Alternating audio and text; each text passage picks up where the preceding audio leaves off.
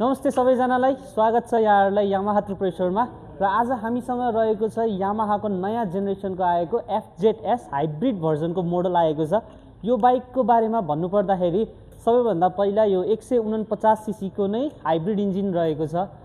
यसको अहिले बजार मूल्य रहेको छ 4,69,900 रुपियाँ, जुनमा तपाईँले के पाउँदै हुनुहुन्छ भनेर भन्नुपर्दाखेरि सबैभन्दा पहिला त हाइब्रिड इन्जिन पाउँदै हुनुहुन्छ, जुन यो सेगमेन्टकै सबैभन्दा नयाँ इन्ट्रोड्युस गरेको फिचर छ, जुनले तपाईँलाई company claim ARAI 60 kilometre per लिटरको माइलेज दिनेछ।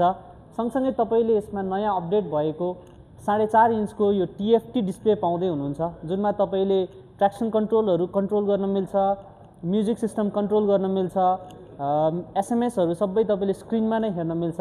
सँगसँगै तपाईँले यो स्क्रिनको थ्रुबाट तपाईँले टर्न बाई टर्न नेभिगेसनहरू पनि सबै हेर्न मिल्छ।